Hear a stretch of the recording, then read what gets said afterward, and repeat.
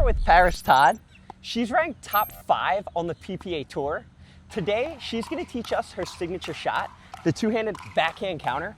I'm so excited to learn from one of the best to ever do it. Let's go do it.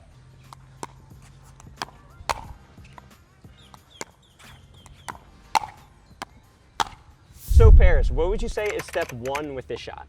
Step 1 is definitely recognizing where the ball is coming, especially if it's coming into your body. So basically, when you're in a dink rally, recognizing is like when I'm going to speed up the ball. Yeah, so I'm really looking at you and what you're going to be doing. So if I feel like you're taking slightly a bigger swing, then I'm going to make sure I load my body, I get ready, and I recognize that it's coming towards me. And then from there, I'm going to turn and set up my body to be able to counter you. All right, so let's see something like that, just to see your thought process.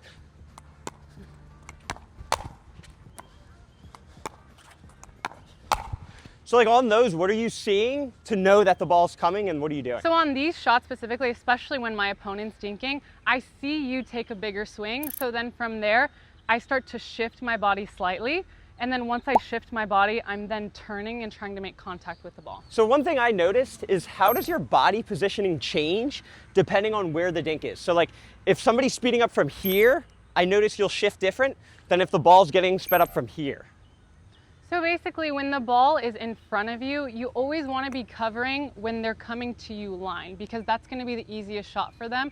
For them, the hardest shot is speeding up across the body. So what I want to do when I'm loading, getting ready for the shot, is take away my opponent's easiest shot. And if they happen to catch me at the last second, sometimes I just reset that because I don't necessarily have time to fully counter that. Right, and then if you said the ball was coming from, say, here, where would you be standing on the court from a speed up directly down the sideline? So same thing on this shot here. So when you're hitting the ball in front of me, I have to follow the ball and I have to cover your easiest shot.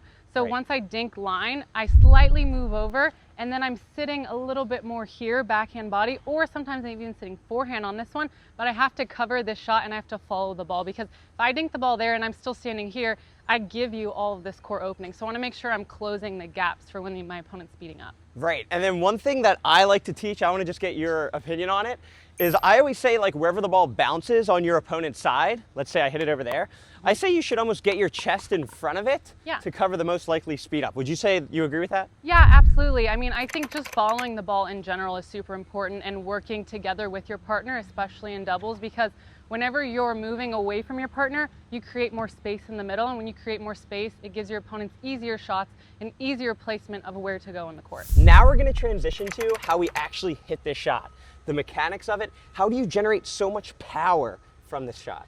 So the first thing I like to think about when I'm generating power from the shot specifically is my ready position, right? So I'm going to start here in the middle. My hands are usually about where my belly button is. And then from there, I'm going to recognize, like we said, then I'm going to turn. And once I turn my body, I'm then going to make contact with the ball. Okay, and you're saying when you turn, would you say like you're loading up, like should I feel it in my core to generate the power? Yeah, absolutely. I'm definitely using my core with this shot, and I'm absorbing my opponent's pace as well. So, but when I turn and use my core, I'm really able to get a little bit more oomph on this shot and be able to counter versus reset. And one thing that I do notice when she hits it is when you turn your core, you're like here, like parallel with the paddle. You're never taking this big swing. I think that's the mistake that everybody makes. Why are you only here as opposed to this big swing? Well, if I took a big swing on this shot specifically, I would probably be late on the ball. Okay. So I don't want to be late. I want to make sure that my timing is correct on this, because usually when you counter, the ball is coming back. So if I overswing on this shot, then I'm not able to get back to the next ball, and I'll probably even miss the counter. Now, where are you following through with the shot? Are you over your shoulder? Are you pushing? Like, what's going on? I'm more so pushing the ball. So when I make contact, I make it directly in line with my hips and my belly button right about here. And then I push the ball forward. I'm never really finishing over or turning too much on this. I'm keeping my shoulders square and parallel towards the net, and then I'm pushing the ball here. And then just out of curiosity, I know a lot of people teach that your non-dominant hand should kind of come over the ball. Would you say that's true, or are you hitting it like almost flat? I'm hitting it more so flat on this shot, just because when the ball's coming so fast, especially nowadays with the technology of the paddles and just the balls getting faster, it's really hard to go underneath and swing, and I feel like a lot of times you can either miss it or even miss it in the net. I'd rather just make contact directly here and a little bit more flat, and then push it through with my hand at the bottom. Jumping out of the video for 1 second, Parris is building something super special behind the scenes I wanted her to share with you. I'm really excited to share my school platform that I'm launching alongside Cameron Blackwood. We're going to be interacting with you guys, teaching you guys new shots, and really taking pickleball to the next level and helping you with your game. The last thing that I'm confused about, and that she does so well, is if I'm speeding a ball up directly at her body, how does she not get jammed? How is she able to create that space to hit the counter? Like, what's going through your brain since it's so quick? Well, whenever my opponent hits a dink and they're about to speed at the ball, like I said, I look through a little bit bigger of a swing if they're going to speed up, but I kind of initially from the swing start to slide slightly a little bit, especially if I'm playing on the right. So I kind of guess in the beginning slightly, and then if I'm wrong, I just kind of clean it up and reset after that. But when I'm standing on the right, I always want to be favoring my backhand side a little bit more. And if they do hit it right in my body, then I kind of just go here and I'm not able to get two hands on it. And would you say you're anticipating, like if I'm playing against you, obviously, since you don't use the one-handed much, Yeah. I'm gonna aim right at your body. Are you anticipating the speed up to come at your body? And when that ball comes, you're kind of clearing the space from where your body would be? Yeah, absolutely. When the ball's coming directly at me, I'm definitely pushing more this way. And even if at the last second it does come in my body, I can even move one more and then push it this way. So I'm always just sliding, trying to recognize where my opponent's hitting. And sometimes if I have to come over and then go here on a forehand, I will do that. But I like to favor my backhand, especially on the right side. Good, so like on that one, I feel like I tried to get it right down the sideline. Yeah. You kind of saw the ball here, and you were, look where you're standing now, way out of the way for the counter. For sure. Yeah, so when I see you doing that and I feel like I can get a really good swing on it, I'm definitely shifting way over. Sometimes I even find myself off the court, but the partner's responsibility on this shot is to squeeze the middle, especially after I'm off the court, because you don't want to leave the entire middle open. Our last segment is Parris is actually going to critique my backhand and give me tips so we can apply this to your own game. Anything you see off the jump? So I would say what I see in his two-handed backhand counter is he kind of comes underneath it a little bit too much versus coming a little bit more straight across. So I feel like you're almost trying to get underneath the ball when you don't have time when the shot's so fast.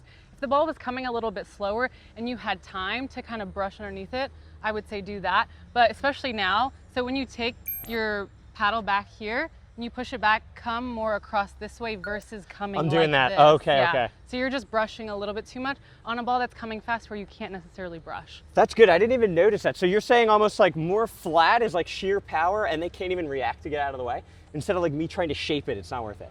Well, but shaping it also is like, it costs you time as well to do that. And I feel like it's a little less consistent when you shape it because think about how close you are to the net. Yeah. It's like, why do you really need to shape this ball unless it's below the net? Right. You only need to shape the ball when it's below the net. Oh, okay. So below the net, then it's fine to kind of give it some. Yeah, because you have to. If you're hitting the ball flat and the ball's coming down, there's no way you're going to be able to get it over the net. You're either going to hit it 10 feet out or you're going to hit it in the net. Perfect. So on this one here is more of like pushing. That's a total different shot we can get into later. But good. if it's below the net, brush. If it's coming like anywhere at your hips and where you don't have to come up, then I would say just come straight across it. Okay, okay. So you feel how you're coming through at the end? Yeah. So it's not even at contact. You're contacting the ball and then you're going like this across. Really? So Yeah. it just needs to be here. Yeah, so literally just in front.